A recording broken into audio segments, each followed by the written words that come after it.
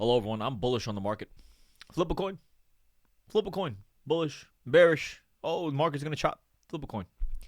But in today's video, I'm going to explain to you guys why I am bullish on the market. Hope you guys enjoy. Please make sure to like, comment, subscribe, do all that good stuff. Let's get started with the video. All right. So given this past few weeks of price action, we've been quite choppy, right? Bouncing, falling, bouncing, falling. To make a long story short, I am bullish. We went long at around 603 on the SPY, and we went long at around 527, a little bit below 527 on the Qs, and these contracts are up pretty nicely already. So unless something happens tomorrow where we get like a drastic drop or something like that, I am leaning bullish for the next few days. But now here's the issue. I don't think that this is going to continue rising just comfortably during this week. Things can get a bit choppy, unfortunately, because this is also not a really good long setup.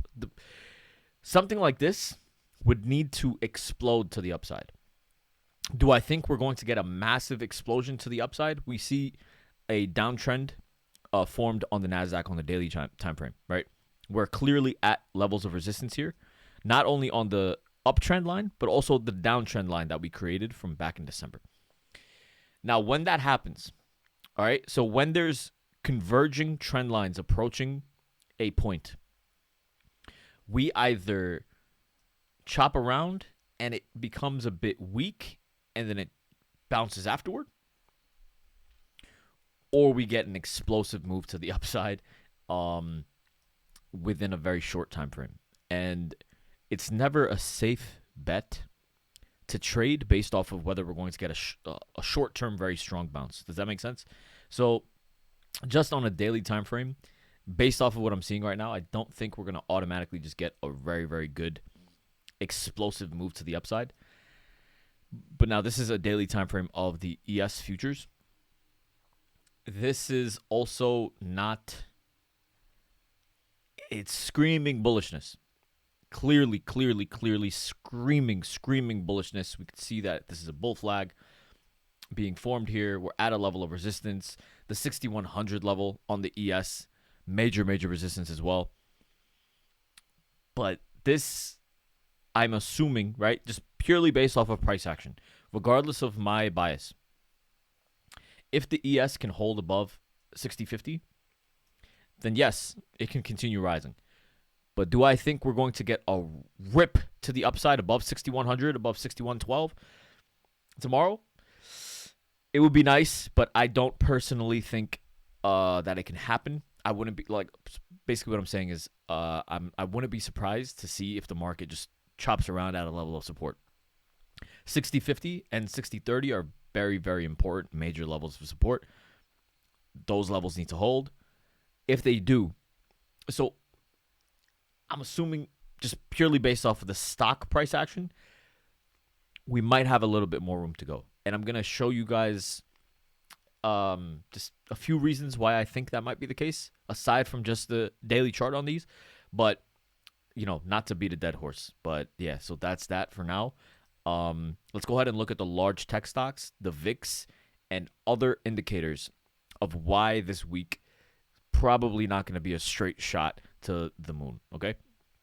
So, tomorrow, Fed Powell is speaking at 10 a.m. That's always a roller coaster ride. Then on Wednesday, we have CPI data coming out at 8:30 a.m. Powell testifying again at 10 a.m. And then crude oil inventories at 10:30 a.m. Then we can take a look at Thursday. PPI data coming out at 8:30 a.m. on Thursday. And then Friday morning retail data. So Tuesday and Wednesday are going to be very tumultuous.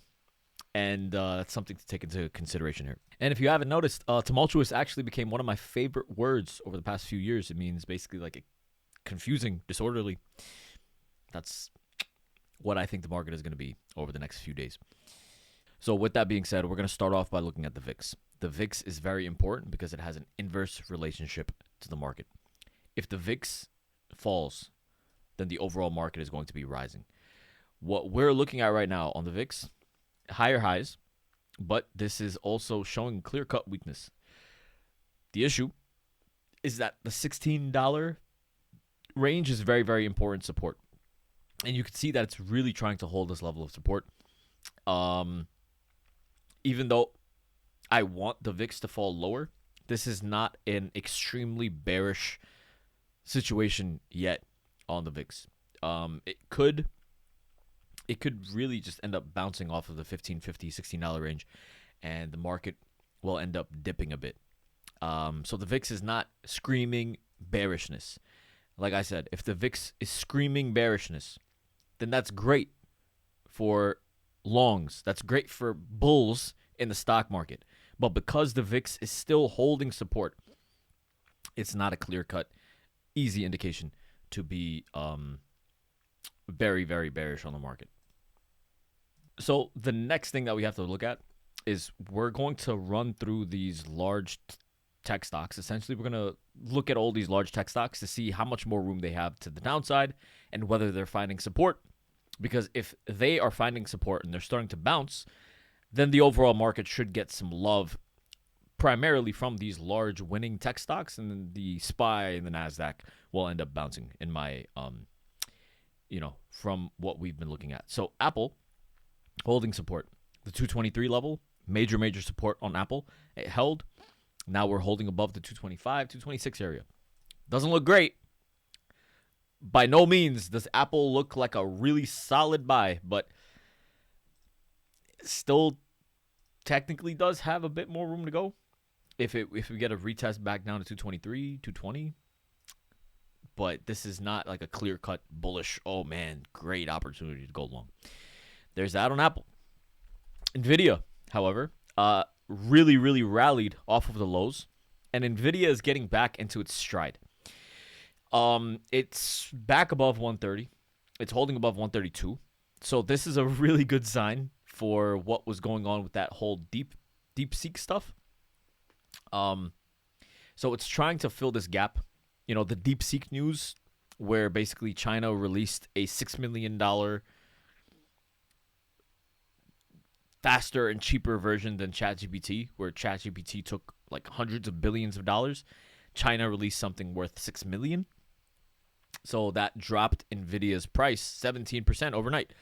So it makes sense that we're getting some sort of a buying on NVIDIA, because if NVIDIA just continued to fall, right, then that would basically mean an end to the New York Stock Exchange and all of these large tech stocks, and that would mean an end for the U.S. control and the U.S. dominance in the tech industry internationally. And I don't think that would end up occurring. So NVIDIA is getting some love. Makes sense that NVIDIA is showing strength here. AMD is also, holding the lows. AMD didn't do too well after earnings, but it's holding the 110, 108 area. So far, what we're seeing out of Apple, NVIDIA, and AMD. AMD and NVIDIA are showing some... NVIDIA is showing some signs of life, and that is being permeated into AMD. Apple, not so much. And Meta, making new highs. Clearly not very bearish. Still showing strength. Doesn't look terrible. Netflix, also the same. So Meta and Netflix are showing a lot of strength. Amazon, holding above support. Trying to do its thing. Not showing an extreme amount of weakness. And last but not least, Microsoft, at a level of support. Now, what this is basically showing me here is there are stocks that are, and Tesla is outside of the lower level of the Bollinger Band. We shorted Tesla at 386. This is at 348.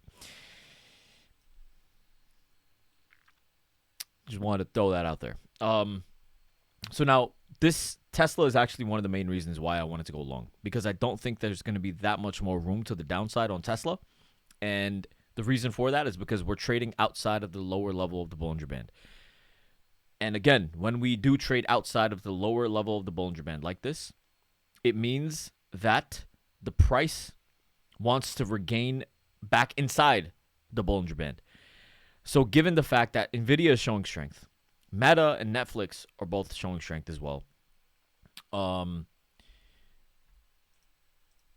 and these other stocks are holding support or they're trying to base themselves, and Tesla is really overextended to the downside, we should get some buyers out of Tesla soon.